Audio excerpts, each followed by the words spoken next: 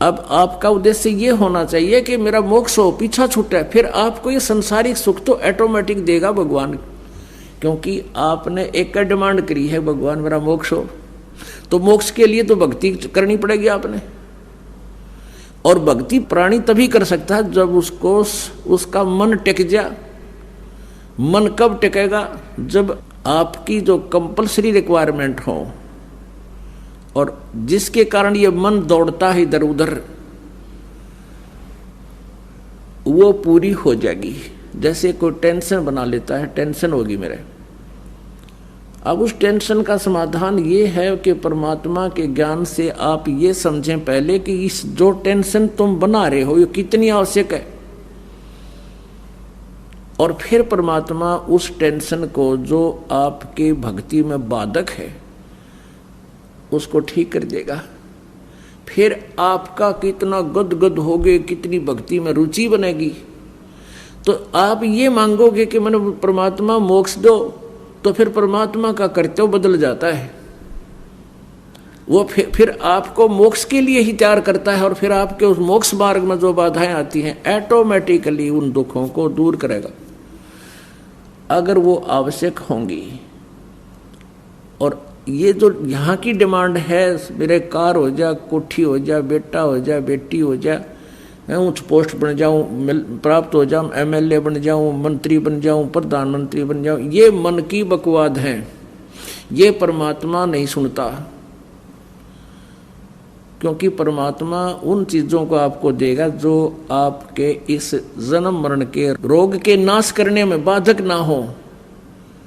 जैसे किसी का हाई ब्लड प्रेशर है और वो नमकीन पकौड़े मांगे और खूब जोर दे रहा है, रोवर पा पीटे, पर घरवाले को नहीं देना, डॉक्टर लाउड करे, किसका प्रत्यक्ष मौत ऐसे।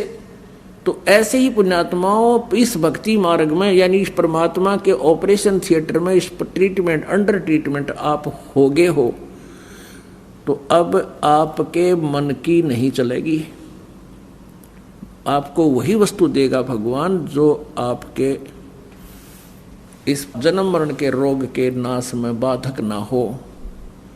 ऐसी वस्तु नहीं देगा जैसे ब्लड प्रेशर में और नमकीन पकौड़े विष है उसके लिए।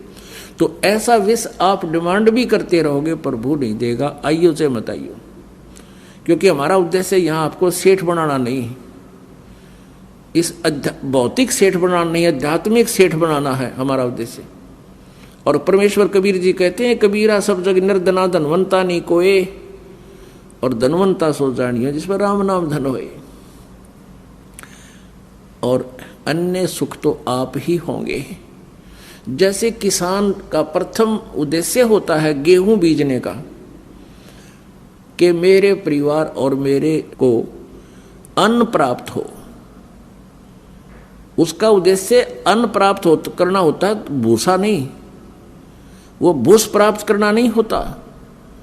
जो कि गेहूं प्राप्त करने के उद्देश्य से जो प्रोसीजर अपनाया गया, बीज बीजा गया गेहूं का, तो भूसा तो अपने आप मिल जाता है।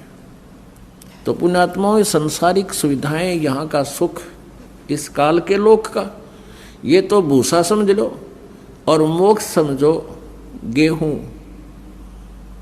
तो गेहूं के उद्देश्य से, टारगेट से यदि तुम ये बोओगे, ये भक्ति बीज बोओगे और साधना सत्य करोगे, तो आपको यहाँ संसारिक सुख तो बिना मांगे होंगे। और जिसने उद्देश्य ही घास फूस बनाना के लिए बीज बो रखे हो, तो कच्चा काट लेगा उसने, वो घास चरा लेगा, आप भूखा मरेगा। फिर जो घास है वो पशुओं के लिए है, अपने लिए नहीं, अन्य प्राणियों के लिए है। तो पुण्यात्माओं, जो संसारिक सुविधा हम मांगते हैं ये हमारे लिए नहीं। अब जैसे किसी का संतान नहीं हुई और करोड़पति है, 2 कोठी बना रहा है, उसकी मृत्यु के बाद वो भाई जब इकट्ठे होंगे उसने बांट लेंगे, दिया जी सारे पैसे ले लेंगे। तो वो किसके लिए वो गया भूस, वो अपने लिए नहीं था। अपने लिए तो हमारे लिए केवल मोक्ष प्राप्ति का वो सत साधन है, और उसके साथ साथ हमें मोक्ष उद्देश्य लेकर हम चलेंगे तो संसारिक सुविधाएं भी पैरेलल होंगी ही होंगी, ये तो हो ही नहीं सकता। तो पुण्यात्माओं,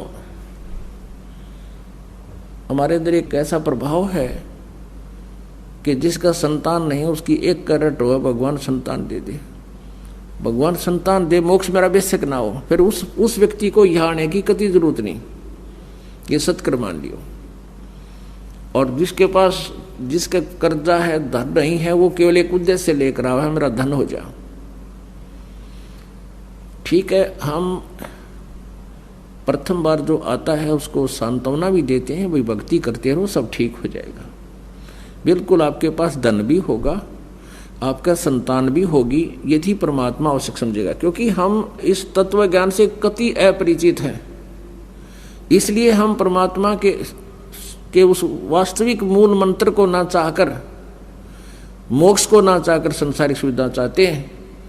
और परमात्मा कहते हैं झूठे सुख को सुख है, ये मान रहा मनमोद, ये सकल चबीना काल का कुछ मुख में कुछ गोद है।